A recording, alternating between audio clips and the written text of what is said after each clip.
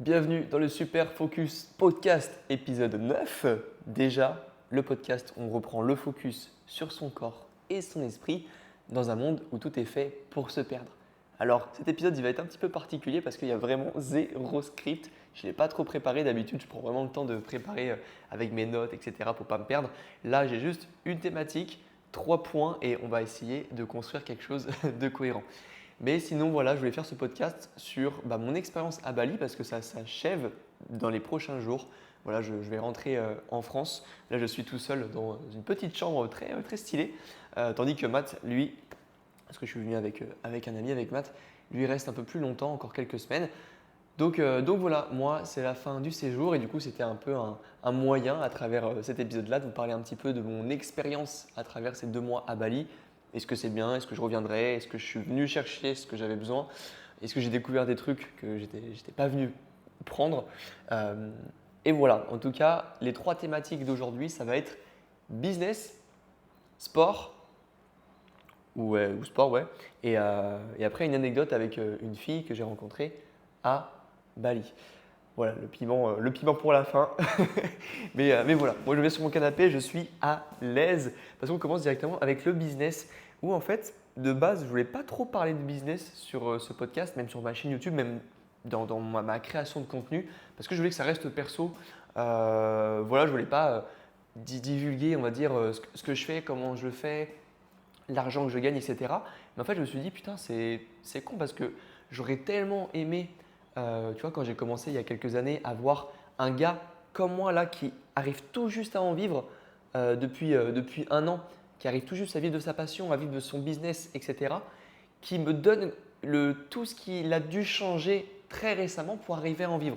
Parce que je trouve que du coup, je suis actuellement dans la phase où, voilà, où j'ai passé 3 ans à galérer, 3 ans à gagner très peu d'argent et à souffrir de ne pas réussir mon projet, à une année, on va dire, où j'ai pu souffler et profiter des gains que j'ai eus, de gagner de l'argent, de pouvoir en vivre, de faire ce que je veux et vraiment vivre de ma passion, d'avoir des projets encore plus ambitieux. Et je me suis dit, en fait, je suis peut-être plus légitime de parler business aujourd'hui sur mon podcast que, un Elon Musk, tu vois, qu'un mec qui gagne 100 000 euros par mois parce que ces gens-là, peut-être que ce que j'ai appris cette année, ça va être des banalités pour eux. Alors que pour toi, peut-être qui aimerait se lancer dans un projet, pas forcément dans l'entrepreneuriat, mais qui aimerait changer, devenir la personne qu'elle a envie de devenir, je suis peut-être la personne la plus légitime pour te partager mon expérience. Et toi, t'en fais évidemment ce que tu veux. Je te donne pas des obligations, des choses à faire. Je te partage juste l'expérience d'un gars de 23 ans qui arrive à vivre de sa passion depuis très peu de temps. Parce que vraiment, le business, ça fait depuis que j'ai 18 ans que je m'y intéresse.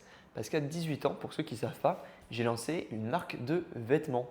Et oui, marque de vêtements, c'était mon premier projet entrepreneurial. Non, j'avais 19 ans. Ouais, c'était pendant que je faisais mon diplôme, mon BPGEPS, mon diplôme de coach. En même temps que mon diplôme, j'avais lancé une marque de vêtements. Donc ça s'appelait Remember, j'avais fait les t-shirts, les pulls. C'était en print and demand, ça veut dire que les gens, c'est pas moi qui faisais la sérigraphie, etc. Et j'avais un projet en mode Remember, souvenez-vous de la personne qui vous étiez pour pouvoir avancer grâce à elle. Et j'avais déjà ce truc-là très spirituel, très développement personnel depuis que j'ai 17 ans. Moi, j'avais découvert les premières vidéos de Dev Perso grâce à Eric Flag qui m'a complètement changé de paradigme sur la vie. C'est un peu grâce à lui que je suis rentré déjà dans la calisthénie, mais dans le monde du développement personnel et également du business parce que lui, il était très fort. Donc ça m'a vraiment inspiré. Et, euh, et bref, je voulais dire quoi? Voilà, donc première marque de vêtements, je fais le lancement, je crée un site internet, je crée une page Instagram, j'en parle, etc. Vraiment, j'étais en roue libre pendant 2 semaines en train de créer et zéro vente. Dès que je sors, zéro vente. Non, une vente. Big up à Valentin qui a acheté un t-shirt et qui m'a soutenu de fou dans ce projet-là. Mais sinon, zéro vente. Et j'étais en mode ah merde, qu'est-ce que je viens de faire? Là, je viens de passer 2 semaines à travailler comme un malade à côté de mon diplôme et je fais zéro vente. Ça a été mon premier échec entrepreneurial. Et à partir de là, j'ai commencé à toujours créer des choses, créer des choses. Après, ça a été des formations. Si je refais un petit peu l'historique de mon entrepreneuriat pour que tu comprennes pourquoi aujourd'hui j'en suis là. Ma première année, du coup, une fois que je finis le diplôme de coach, depuis que j'ai 18 ans, depuis que je suis au lycée, j'avais envie de faire coach de calisthénie. J'avais vraiment cette ambition d'aller changer la vie des gens. Et je savais que j'allais énormément changer la mienne et qu'in fine, j'allais devoir aider les gens à changer la leur. Alors que c'était trop tôt, tu vois, 18 ans, je suis même pas un adulte. Mais j'avais déjà cette vision-là de moi qui, à 40 ans, a accompagné plein de personnes et a permis à des milliers de gens de changer de vie. Donc j'avais ces trucs-là en tête et j'allais utiliser la calisthénie comme mécanisme pour pouvoir aider les gens à se transformer. C'est ça qui est intéressant. Donc je fais mon diplôme, sauf qu'à la fin, je veux faire coach de calisthénie, sauf que on m'a pas appris on m'a pas appris à vendre. Le business, le marketing en BPJEPS, il y a zéro notion. Je sais même pas les bases du marketing. Et je sors de là en mode, allez, je deviens coach de calisthénie. Sauf que les connaissances, j'en ai pas. Le niveau, j'en ai toujours pas. Je suis loin d'être très fort. Et j'avais une dalle, par contre. J'avais la dalle. J'avais surtout une vision très claire de où je voulais aller. Et c'est là le truc le plus important. C'est pas forcément d'être discipliné, d'être motivé, etc. C'est que j'avais une vision très claire du point final vers où je voulais aller. Et grâce à ça, j'étais en mode, ok, tout ce que je fais aujourd'hui, du coup depuis 3 ans, va m'amener à ce point final qui est hyper clair, hyper précis dans ma tête. Donc, j'ai lancé juste après mon diplôme ma première formation sur l'équilibre, sur le headstand. Pareil, j'ai fait deux ventes, j'ai gagné mes premiers euros en ligne. J'étais comme un malade, j'étais en mode ok, donc là, changement de paradigme, c'est possible. Donc tu vois, je revenais à ce que je disais dans le podcast d'avant, où souvent on disait pensée, parole, action. Je pensais que c'était impossible, que ça allait être dur. Finalement, j'ai gagné de l'argent, donc j'ai dû changer ma pensée par rapport à ça. En mode, ah ok, j'ai gagné 100 euros en ligne, donc je peux potentiellement gagner 1000 euros, tu vois. Après, comme j'ai eu ce changement de paradigme dans ma tête, j'ai directement vu les choses en grand, en mode je vais sortir la plus grosse formation de calisthénie parce que j'adorais les sciences de l'entraînement, chercher plein de méthodes, expliquer les choses. J'adorais ça et c'est pour ça que je voulais devenir coach. J'adorais être pédagogue, être un bon pédagogue. C'est quelque chose qui m'anime. Et du coup, pendant 6 mois, j'ai travaillé sur une formation qui s'appelait la méthode ultime, rien que ça, en calisthénie pour justement vendre. Mais le but final de la formation, c'était gagner de l'argent. Ce n'était pas forcément aider les gens à se transformer, à changer de vie grâce à la calisthénie. C'était gagner beaucoup d'argent pour que je puisse en vivre et pour que je puisse ne pas avoir de CDI, de boulot qui me fasse chier. Parce que j'étais en CDI à cette époque-là. Et c'est au même moment que du coup je fais un burn-out en 2023. Vraiment, je faisais du coup d'un côté CDI, coach sportif en salle où je faisais des cours de step, des cours de cardio, plein de trucs. Et d'un autre côté, je faisais mon business. Donc je créais des formations, je coachais, etc. Ça me prenait beaucoup de temps. Dès que j'avais une pause dans mon CDI, je travaillais vraiment. Je faisais que ça. Sauf que l'entrepreneuriat, c'était un jeu pour moi. Donc, à un moment, j'arrivais à un stade où aller travailler, ça me cassait bien les couilles. Et travailler son business, ça me faisait trop kiffer. Et j'arrivais à un moment de point de rupture entre les deux. C'était en mars 2023 où je suis arrivé en cours de pilates un lundi à 9 h après un week-end. Et là, je tombe en larmes devant les clients. Mais du coup, ils ne me voyaient pas parce que je leur avais dit « Allongez-vous sur le dos, on va faire un cours de pilates sur le dos aujourd'hui. » Alors que c'était juste une excuse pour que je puisse lâcher mes larmes, pleurer parce que j'étais vraiment dans l'incompréhension. J'étais trop triste parce que je travaillais énormément sur mes projets depuis plusieurs mois, 8 mois, 9 mois et je gagnais 0 euros. Donc voilà, hein, c'est le jeu. Et donc fin 2023, je continue, je sors des formations, j'y crois. En fait, je me prends plein de claques dans la gueule, des claques entrepreneuriales de tu gagnes 0 euros, tu passes 6 mois sur un truc, 0 vente, parce que ma formation ultime, 0 vente. Je me dis, mais attends, il y a un problème. Je crée la meilleure formation de calisthénie et personne ne veut l'acheter. Pourquoi? Et en fait, c'était que ça, que des claques, que de la merde, que des échecs, que des échecs, que des échecs. Et franchement, je l'ai très mal vécu parce que je voyais d'autres personnes réussir, d'autres personnes gagner de l'argent en même temps. Et j'étais très, très jaloux à l'époque.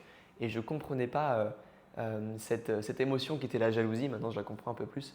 Mais j'étais très jaloux et voilà. Mais j'y crois et j'y tiens parce que j'ai le comme je te l'ai dit, j'ai la vision très claire de où je veux aller. Et tant que j'y suis pas, bah, tout ce que je vais devoir faire au quotidien, ça sera pour aller chercher ce point final. Donc je continue, je sors des formations sur des figures. Peut-être que je sors 30 formations différentes depuis 3 ans en calisthénie, une formation sur des figures. Et je commence à gagner un peu d'argent. Et je m'en souviens d'une soirée, c'était fin 2023, du coup. Du coup, c'est là où j'ai commencé à parler avec Matt. Et j'avais une soirée, un webinaire, donc c'était un genre d'une conférence en ligne le soir, où pour apprendre une figure. Et à la fin de cette conférence, je vendais une formation à 50 euros. Et à la fin du live, donc j'annonce la formation et je fais 6 ventes. Donc ça faisait 300 euros en brut. Et j'étais en mode waouh, je suis le roi du monde. Je dois faire 300 euros en une journée. Et ça revenait exactement ce qui s'était passé un an auparavant avec ma première formation, c'est que c'est possible, tu vois. Je n'étais pas à prendre des échecs et à me dire là Lucas, clairement tu fais de la merde, tu t'avances dans un truc qui n'a aucun sens. J'avais une vision en mode mais c'est sûr que ça va marcher. En fait depuis que je me suis lancé, j'étais persuadé que ça allait marcher. Il n'y avait pas un monde où ça ne pouvait pas marcher, tu vois. Tellement que j'étais sûr de moi. Donc 300 euros, j'appelle Matt en mode mec, putain je suis riche. C'est un truc de ouf. Donc 2023, je fais 3000 euros de chiffre d'affaires dans l'année. Donc pas beaucoup, on va dire, mais 3000 euros quand même. C'est là où je te répète que c'est possible. C'est le truc. Si je fais 3000 euros en un an, qu'est-ce qui m'empêche de faire x2, x3, x4 l'année prochaine? 2024 commence, je commence à un peu plus faire du coaching. Je me lance avec des coachings à 50 euros par mois, des prix vraiment très bas. Mais je fais mon expérience, et tout est fluide, tu vois. C'est-à-dire que je facture très peu cher, mais ma prestation est un peu nulle, tu vois. Et j'augmente mes prix, j'augmente ma prestation, j'augmente mon expérience, j'ai plus d'élèves, plus de compétences, j'ai plus de niveaux également. Parce que je prends en physique, je prends en force, donc je suis plus crédible. J'améliore ma création de YouTube, etc., etc. 2024, je fais 12 000 euros de chiffre d'affaires dans l'année. Donc une moyenne de 1 000 euros par an, même si ce chiffre d'affaires-là était plus créé à la fin d'année, donc j'ai gagné pendant 6 mois 0 euros. Tu vois. Donc là, je me dis, ok, je viens de faire x4 par rapport à 2023. Truc de malade. Et je me dis, bah attends, 2025, c'est mon année. C'est mon année. Si j'ai fait 12 000 euros là, qu'est-ce qui m'empêche de refaire x2, x3, x4? 2025 commence et c'est au même moment où je commence à investir en moi. J'ai investi 2 000 euros, 4 000 euros, 5 000 euros, 6 000 euros, 10 000 euros dans mon entreprise, dans mes connaissances pour le business. Et en 2025, donc là on est le 30 novembre 2025, j'ai fait, je pense que je n'ai pas regardé encore, 44 000 euros de chiffre d'affaires. Donc quasiment un x4 par rapport à 2024. Et je suis en mode waouh, putain, j'y suis. Je suis au stade où j'aurais toujours voulu être depuis que j'ai commencé, de vivre de ma passion, de savoir comment refaire l'année prochaine ces 40 000, 50 000 euros de chiffre d'affaires et de pouvoir avoir des projets de plus en plus ambitieux. Je commence à voir le point que j'avais au tout début très clair, je commence à le voir de plus en plus clair. Plus j'avance, plus ce point dans l'avenir il est précis parce que je fais l'expérience de tout ce que je veux. Je fais l'expérience de gagner de l'argent, je fais l'expérience de vivre de ma passion. Et là, je suis trop content parce que mon coaching, il est incroyable. Il est incroyable, c'est vraiment un coaching de fou parce que mes connaissances ont augmenté, mon niveau a augmenté. J'adore coacher mes élèves, etc. Bref, c'est un truc de malade qui se passe. Je suis trop content. Donc c'est pour ça, là, je t'ai fait un petit storytelling juste pour te montrer que je suis au stade un peu parfait pour te dire c'est possible. C'est possible si tu y crois, tellement fort qu'à chaque échec, tu te dis non mais c'est juste un chapitre supplémentaire à l'objectif que j'ai visé. Et j'ai pas eu de truc magique où d'un coup j'ai sorti une formation et ça a fait le buzz, ou j'ai sorti une vidéo, ça a fait le buzz. Non, si tu regardes mon Instagram, ma chaîne YouTube, mes ventes, mon chiffre d'affaires, il n'y a aucun moment où ça a fait poum. J'ai jamais eu un moment d'explosion, tu sais, comme ça pourrait arriver, je sais pas, pour des youtubeurs, des streamers, des gens qui percent d'un coup, avec qui ça marche. Non, moi, ça a monté très très lentement pendant 3 ans. Et je suis content de ça. Je suis content que ça ait monté très lentement que plutôt que ça ait marché dès le début. J'aurais eu peur que ça marche dès le début. Je ne me serais pas préparé. Je n'aurais pas eu le temps d'avoir voilà, d'avoir clarifié le point final. Alors que là, pendant ces 3 ans, comme ça a été très long, laborieux, très dur, etc., j'ai eu le temps de m'approprier chaque partie de ce voyage et de pouvoir me dire, ok, wow, putain, je m'approche du truc et s'il arrive, je serai plus en confiance de l'avoir. Ça ne pourra pas m'arriver comme ça. Et si ça m'arrive comme ça, ce ne sera pas du hasard parce que j'aurai tout mis en place pour que ça arrive. Donc quand ça arrivera, je serai beaucoup plus préparé à prendre ce truc-là que si ça t'est arrivé dès le début. Donc là, c'est juste un petit moyen de te dire, de déculpabiliser du fait que ça ne marche pas rapidement. Parce qu'il y a beaucoup de gens aujourd'hui qui se lancent dans leurs projets, qui sont en mode « Ah putain, je vais pouvoir gagner 5 000, 10 000 euros par mois, vivre de ma passion. » Alors oui, c'est possible, mais non, ce n'est pas facile. Si tu te lances maintenant, tu ne vas pas faire 10 000 euros par mois dans 1 mois, ni dans 2 mois, ni dans 3 mois, ni peut-être dans 6 mois, ni peut-être dans 1 an. Peut-être que ça te prendra 3 ans pour faire 10 000 euros par mois. Et justement, en parlant de ces fameux 10 000 euros par mois, tu vois, c'était l'objectif qu'on avait avec Matt. Pardon, je perds mes mots, je commence à être fatigué. C'était l'objectif qu'on avait eu en arrivant à Bali. Essayer de bosser comme des malades pour gagner 10 000 euros par mois, pour nous prouver, pour faire l'expérience du fait d'avoir 10 000 euros de chiffre d'affaires en 1 mois. Et on ne l'a pas fait. On n'a pas réussi à atteindre ce truc-là.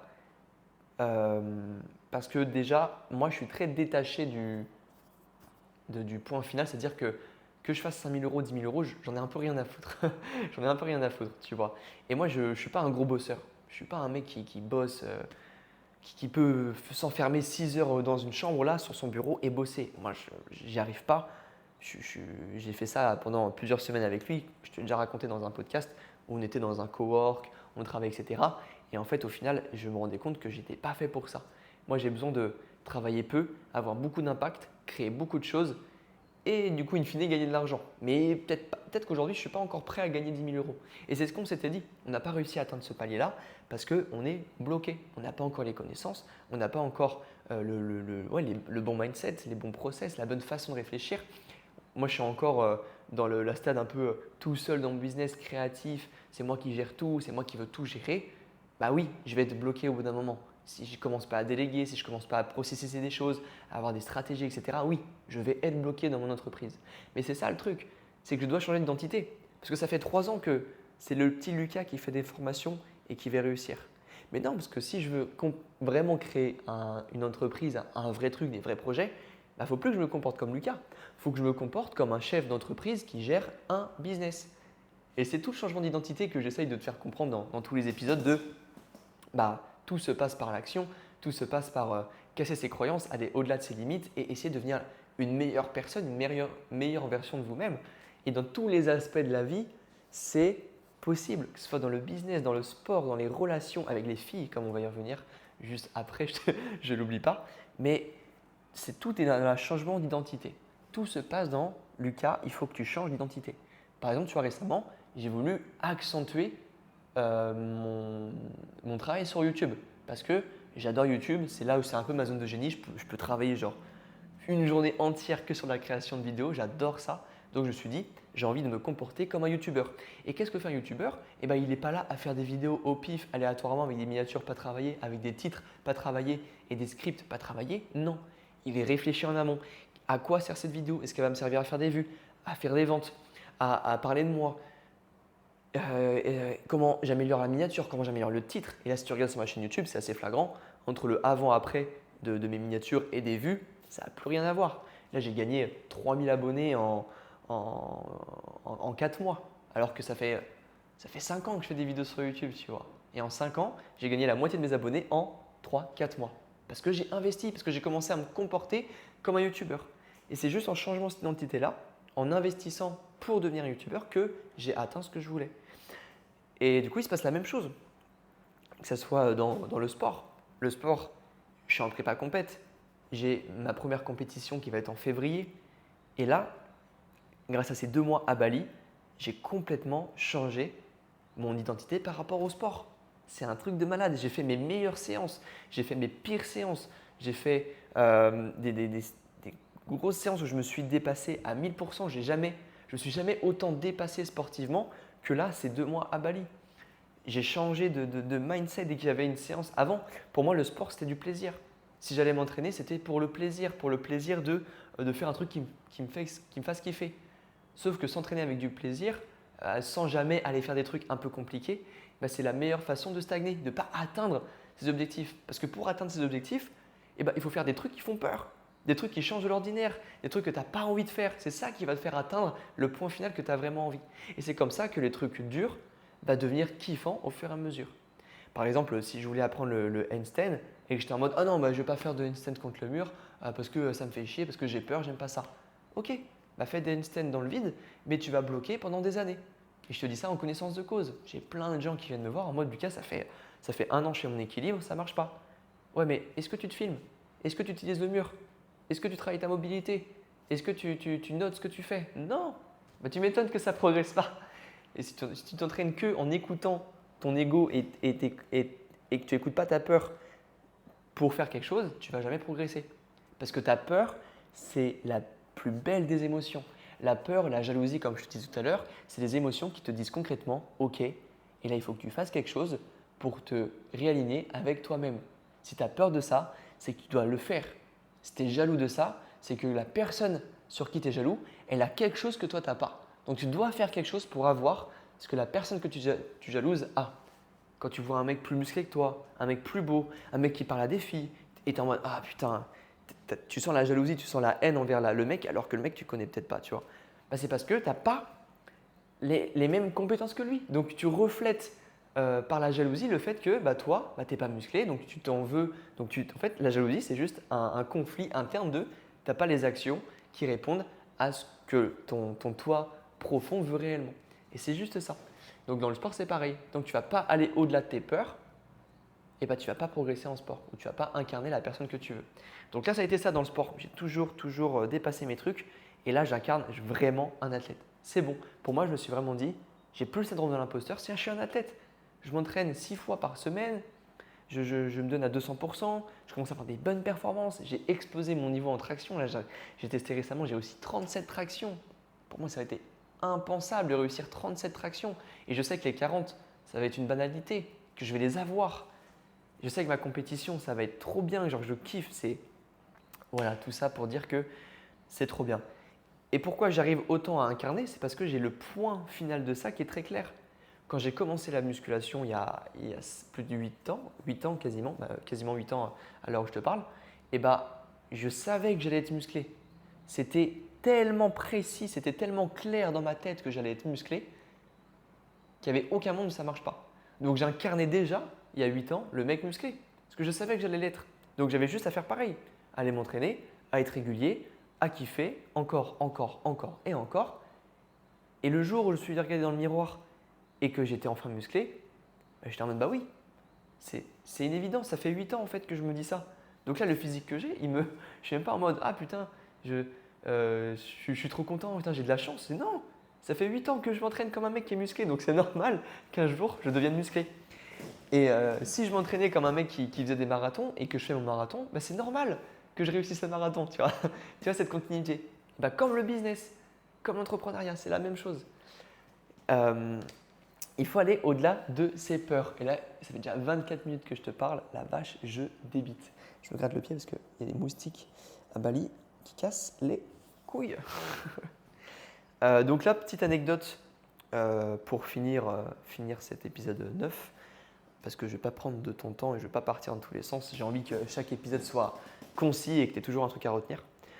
Là, récemment, on a une anecdote par rapport aux filles, à une fille que j'ai rencontrée et par rapport aux peurs, justement. Parce qu'il faut savoir, moi, de base, je suis quelqu'un qui a très peur d'aller parler aux filles. Je ne suis pas du tout à l'aise. Je suis plutôt sociable. Je pourrais facilement aller parler aux gens, aller m'intégrer dans des groupes, me faire des amis, etc. Mais c'est vrai que les filles, j'ai une relation assez particulière et j'ai très peur d'aller aborder des filles, d'aller par exemple faire de la drague de rue, d'aller parler à une fille dans une salle, etc. Je ne suis pas à l'aise avec ça. Je ne suis pas très à l'aise. J'ai même peur. J'ai beaucoup de peur par rapport à ça. Donc, j'étais dans un café il y a 3 jours je travaillais sur mon ordinateur, sur Tenix Academy pour mes élèves. Et du coup, je mange dans le café. Et à chaque fois que je mange, je ferme l'ordi, j'éteins mon téléphone. Je mange sans distraction parce que voilà, il ne faut pas de distraction quand tu manges. Profite de ce moment pour souffler de ta journée. Donc je mange et là, pendant que je mange, il y a une fille qui rentre, une blonde, très jolie, très bien habillée, très solaire, qui dégageait une aura, tu vois. Et j'étais en mode waouh, waouh, tu vois, je suis en train de manger la cuillère dans la bouche en mode waouh, ok, c'est quoi cette fille devant moi, très jolie. Et donc elle s'installe pas très loin de moi et puis je l'entends parler au serveur en mode oui, bah, mettez-moi comme d'habitude. Donc là, je comprends qu'elle est régulière ici, qu'elle vient souvent. Et, euh, et je me dis, Lucas, là, on te met un challenge dans la gueule. Ça veut dire que c'est soit tu affrontes ta peur et tu vas aller lui parler, soit tu pars et tu vas être en train de me dire, ah putain, j'aurais pu lui dire quelque chose, j'aurais pu lui parler et tu regrettes comme à chaque fois. Et je me dis, bah, vas-y, je vais porter mes coronesses comme on dit. Mais j'avais peur, trop peur. Là, dès qu'elle rentre, je suis en mode, oh là là, le cœur, je te jure, il était à 180. Je suis en mode, non, mais si elle veut pas, si elle a déjà un mec, si elle veut pas me parler, si les serveurs ils nous voient, si je parle pas, si je bégaye, si je parle mal anglais. Parce que oui, c'était en anglais en plus, tu vois, j'avais ce stress-là. Et je stresse comme un malade. Et je me dis, mais Lucas, c'est pas possible de stresser autant. Qu'est-ce qui pourrait arriver? Qu'est-ce qui est la pire situation qui pourrait arriver? Donc au lieu de penser aux peurs, je suis en train de me dire, qu'est-ce qui pourrait arriver dans le pire des cas? Et là, rien, il n'y avait rien qui pourrait arriver. Au pire, elle me dit, je ne veux pas te parler. Eh bien, tant pis, je pars, tout simplement. Donc là, les pensées, les paroles, l'action. Comme je te l'ai dit dans le dernier podcast, dans l'épisode 8, on prend dans l'autre sens. C'est les actions, puis la parole, puis les pensées. Donc là, j'arrête de m'écouter, je coupe le cerveau, je vais payer et juste après, je vais voir la fille et je lui dis excuse-moi, je t'ai vue, je t'ai trouvée très jolie, très ravissante, tu t'es trouvée rayonnante. En anglais, évidemment, je dis you're shining, you're radiant. Elle était trop contente, elle me dit ah, merci, trop gentil et tout. Je la voyais qu'elle bossait, je lui dis tu bosses sur quoi? On commence à parler. Trop content et puis je lui dis bah écoute, travaille bien, moi j'ai fini, etc. Et j'y vais.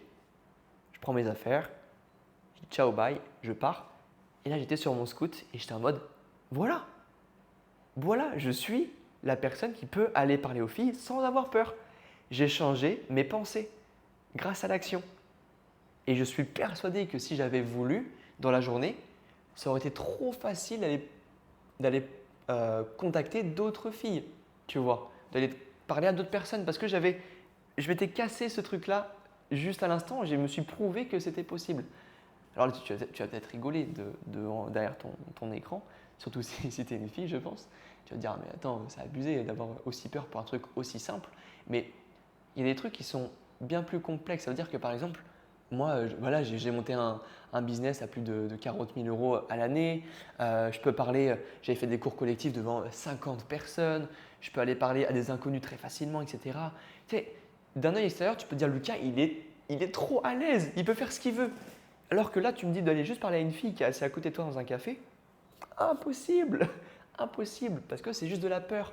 Il n'y a pas de transfert d'une discipline à l'autre. Ce n'est pas parce que tu es un expert dans les conférences, que tu peux parler à 1000 personnes, que tu peux faire des vidéos sur YouTube qui touchent des milliers de personnes, que tu es trop à l'aise socialement, que tu n'auras pas peur de faire quelque chose, que tu n'auras pas peur d'aller à la boulangerie prendre une baguette, que tu n'auras pas peur d'appeler le coiffeur pour prendre un rendez-vous. Il n'y a pas de transfert entre ces choses-là. La peur est différente parce que la chose qui crée la peur n'est pas pareille. Tu vois, tu as juste moins peur en fonction de la même chose. Donc là, j'aurais moins peur si la prochaine fois je dois aller voir une fille, d'aller l'aborder parce que j'ai eu cette expérience-là qui m'est arrivée. Donc voilà, petite anecdote pour que tu comprennes que ce n'est pas parce que tu es un expert quelque part que tu auras un transfert ailleurs. Il faudra toujours que tu affrontes tes peurs tout le temps, tout le temps, tout le temps, tout le temps. Donc que ça soit pour lancer un business, un projet, vivre de ta passion, t'améliorer physiquement, sportivement, atteindre des performances, atteindre des figures, atteindre un physique, perdre du poids, il faut que tu affrontes tes peurs. Ton cerveau, il va te parler. Ton cerveau, il va en permanence te dire non. Il va dire oui, mais tu sais, je ne suis pas assez fort, mais ce n'est pas fait pour moi, mais c'est dur, mais ça ne sert à rien, mais que des mais, encore. C'est chiant et toi, tu es là à les écouter. Le pire truc à faire, c'est écouter tes pensées. Elles ne sont pas là pour ton bien, elles sont là pour te maintenir à ton état stable où il ne se passe rien. Mais nous, ce qu'on veut, c'est aller au-delà de nos limites, se dépasser. Et pour ça, il faut reprendre le focus sur son esprit. Et prendre le focus sur son esprit, ce n'est pas l'écouter, c'est associer la peur à l'action. Et crois-moi que quand tu associes la peur à l'action, c'est là que tu te transformes et que tu atteins ce que tu veux dans la vie. Vraiment. Retiens cette phrase. Si tu arrives à enlever ta peur et à amener une action, c'est là que tu atteins tout ce que tu veux dans la vie. C'est plus facile à dire qu'à faire, mais je t'assure que cette phrase, c'est dans le livre de Joe Dispenza, Rompre avec soi-même. J'en ai parlé dans l'épisode 3, si tu veux aller l'écouter, le livre qui a vraiment changé ma vie. Va le lire, vraiment, va lire ce livre. C'est une pépite. Et voilà, donc mets en place tout ça, applique, essaye cette semaine d'aller faire un truc qui te fait un peu peur, d'aller aborder une fille si tu m'écoutes et que toi tu es comme moi et que ce n'est pas quelque chose d'inné. Va parler à des filles, va parler à des gens, fais des choses qui te font peur et observe ce qui se passe. Voilà, c'était l'épisode 9 de mon Super Focus podcast. Je suis très content, j'ai bien débité et je te dis peut-être à la semaine prochaine ou peut-être pas. Parce que je ne me mets pas de pression, si je n'ai pas d'idée, je ne sors pas de vidéo. Et puis voilà, donc tchuss, passe une belle journée, défonce tout. C'était Lucas. Ciao, ciao.